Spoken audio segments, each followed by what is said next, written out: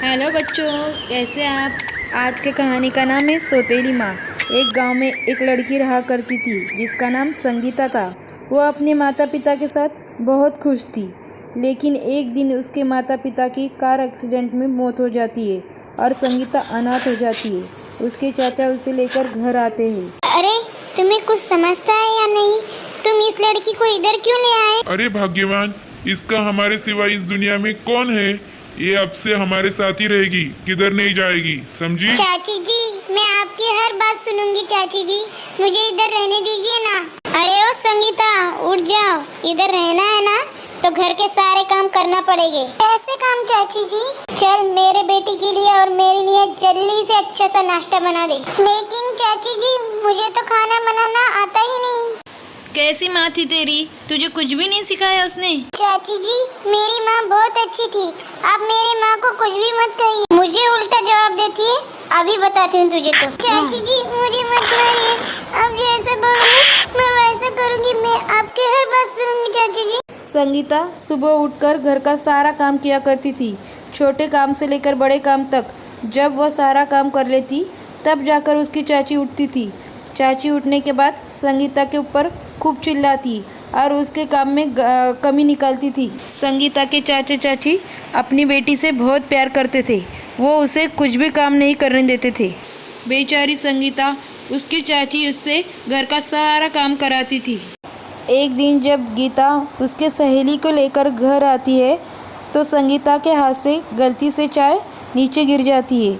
तब उसकी चाची उसे बहुत मारती है और घर से बाहर निकाल देती है। चाची, मत मारिए चाची। मैं किधर जाऊंगी? मेरा इस दुनिया में आपके सिवा कोई नहीं है चाची। मुझे मत निकालिए चाची। फिर भी उसके चाची ने उसकी एक बात ना सुनी और उसे घर से बाहर निकाल दिया।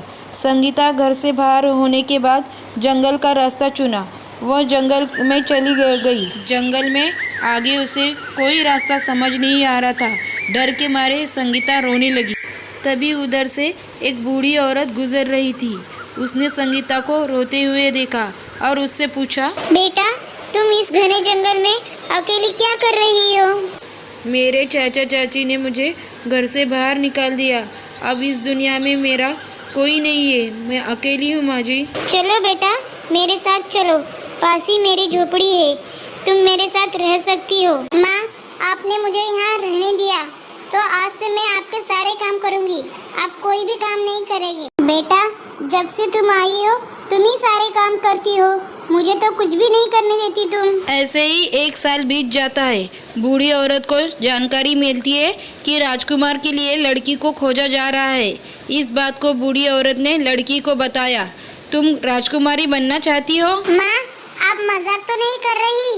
ये कैसे हो सकता है? बूढ़ी औरत तुरंत एक परी में बदल गई। मैं तुम्हारी ईमानदारी और मेहनत से बहुत खुश हूँ। अब मैं तुम्हें एक राजकुमारी बना दूंगी। यह कहने के बाद सामान्य लड़की राजकुमारी बन गई और उस लड़की की शादी राजकुमार से हो गई। वही संगीता के चाचा और चाची गरीब हो गए। गीता के आलस के कारण उसे बहुत प्रकार की बीमारी हो गई। बच्चों, हमें इस कहानी से यह सीख मिलती है कि हमेशा सबका सम्मान करना चाहिए, किसी का भी अनादर नहीं करना चाहिए।